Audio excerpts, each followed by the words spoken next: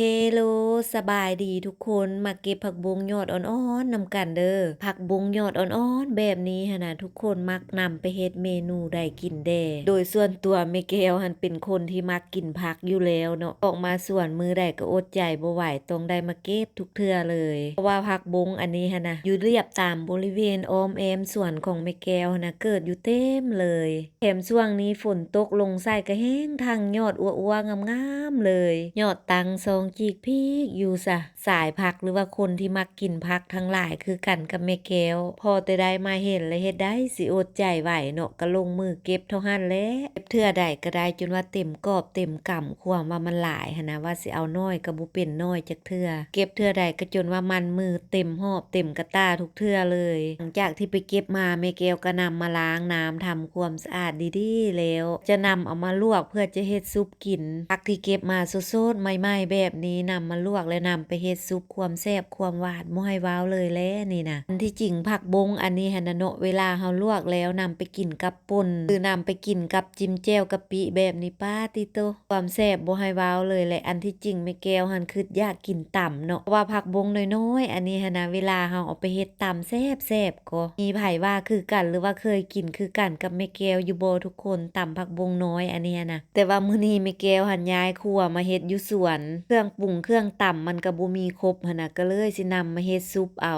มื้อหน้าได้ออกมาอีกก่อนจึงสิห้างเครื่องต่ำเอามาแล้วไปเก็บมาเฮ็ดต่ำกินสำหรับมื้อนี้หันมีแต่เครื่องเกี่ยมมาเฮ็ดซุปก็สิเฮ็ดซุปนี่แหละกินก่อนเพราะว่าส่วนของแม่แก้วก็หาก็มาเริ่มบุกเบิกใหม่ยังบ่ทันเสร็จทันแล้วเทื่ออุปกรณ์แต่ละอย่างก็ได้เกี่ยมมาแต่เฮือนบางมื้อก็ลืมอันนั้นลืมอันนี้สินะมีอันใดก็เลยเฮ็ดอันนั้นไปก่อนซะคือจำพวกถ้วยบ้วงกวางสามนี่ก็บ่ค่อยได้เอามา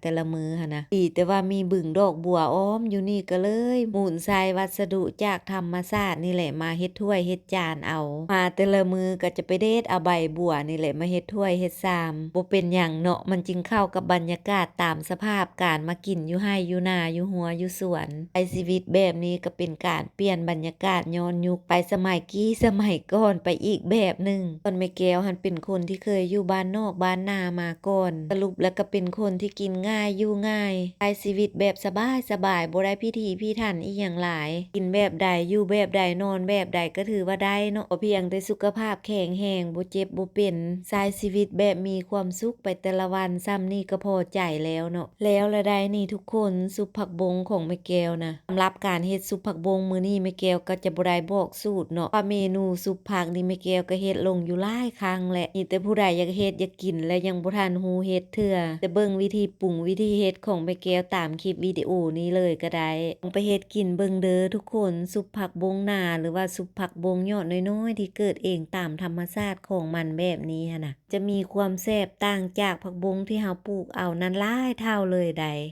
มาทุกคนมากินมาซิมซุปผักบงแซ่บๆหอมๆงาน้ำแม่แก้วนำกันแต่สิมีไผสนใจมากินเมนูบ้านๆแบบนี้น้ำแม่แก้วอยู่บ่เนาะถ้ามีไผสนใจมาเด้อครัวแม่แก้วยินดีต้อนรับเสมอสำหรับคลิปวิดีโอนี้ขอจบเพียงเท่านี้แล้วพบกันในคลิปใหม่ก่อนไปขออวยพรให้ทุกคนจงใช้ชีวิตในแต่ละวันอย่างมีความสุขไปก่อนเด้อทุกคนบ๊ายบาย